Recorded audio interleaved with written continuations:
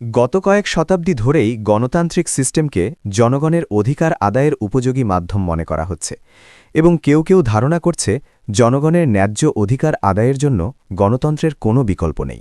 কিন্তু বাস্তবতা কি সত্যিই এমন, নাকি এর পিছনেও রয়েছে আরও কোনো বাস্তবতা? বর্তমান গণতন্ত্রকে সামান্য বিশ্লেষণ করলেই বুঝে আসে যে এই সিস্টেমে কোনো ভালো মানুষ জনপ্রতিনিধি নির্বাচিত হওয়ার সুযোগ খুবই সামান্য, কারণ প্রচলিত সিস্টেমে শিক্ষিত অশিক্ষিত জ্ঞানী মূর্খ সবার ভোটকে সমান মূল্যায়ন করা হয়। আর বাস্তবতা হল সমাজে শিক্ষিত ভালো মানুষের তুলনায় অশিক্ষিত খারাপ মানুষের সংখ্যাই বেশি। তাই অশিক্ষিত খারাপ লোকদের ভোটে অশিক্ষিত মূর্খরা খুব সহজেই নির্বাচিত হয়ে সংসদে চলে যায়, আর জনদরদী সমাজের চিন্তাশীল ভালো মানুষদের জন্য নির্বাচিত হওয়া কঠিন হয়ে পড়ে।